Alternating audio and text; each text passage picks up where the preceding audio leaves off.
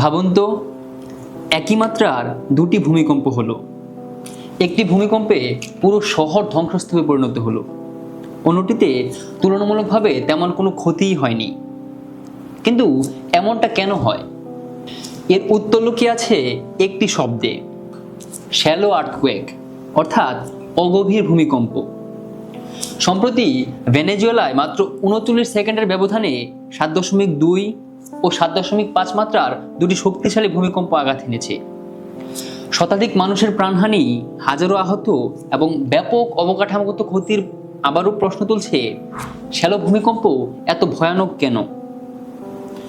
The voice 24 এক্সপ্লেনারে আজকে আমরা এই প্রশ্নের উত্তর খোঁজার চেষ্টা করব। তবে এর আগে আমরা একটু বোঝার চেষ্টা করব ভূমিকম্প আসলে কি কারণে হয়। এটা বুঝতে হলে আমাদের দৃশ্যমান অংশের বাইরে পৃথিবীর গভীরে প্রবেশ করতে হবে। আমাদের পৃথিবী একটানা কঠিন নয়, এটি কয়েকটি বিশাল টেকটনিক প্লেটে বিভক্ত। এই প্লেটগুলো ধীরে ধীরে একে অপরের সঙ্গে ধাক্কা খায়, দূরে সরে যায় বা পাশ কাটিয়ে চলে। দীর্ঘদিন ধরে জমে থাকা চাপ যখন হঠাৎ মুক্তি পায়, তখন সৃষ্টি হয় ভূমিকম্প। এই শক্তি সিসমিক তরঙ্গের মাধ্যমে চারদিকে ছড়িয়ে পড়ে। ভূমিকম্পের উৎপত্তিস্থলকে বলা হয় ফুকাস বা হাইপোসেন্টার, আর এর ঠিক উপরে ভূপৃষ্ঠের স্থানটিকে বলা হয় এপিসেন্টার। ফোকাস কতটা গভীরে সেটি নির্ধারণ করে ভূমিকম্পটি শ্যালো, মধ্যবর্তী নাকি গভীর।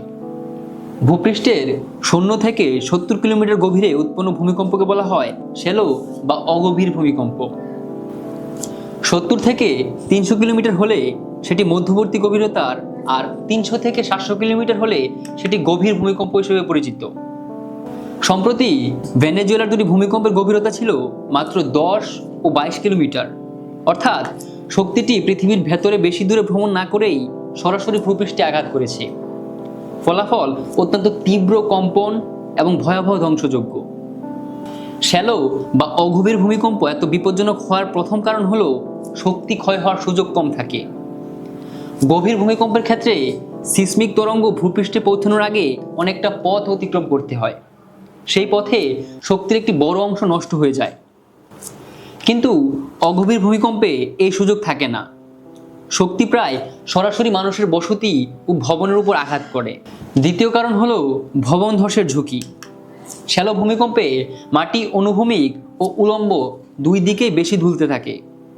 দুর্বল ভবন, পুরনো স্থাপনা, সেতু, রাস্তা, গ্যাস লাইন এবং বিদ্যুৎ অবকাঠামো দ্রুত ক্ষতিগ্রস্ত হয়। তৃতীয় কারণ হলো আফটারশক বা পরাঘাত। প্রথম ভূমিকম্পের পর প্রায় একের পর এক ছোট মাঝারি কম্পন অনুভূত হয়।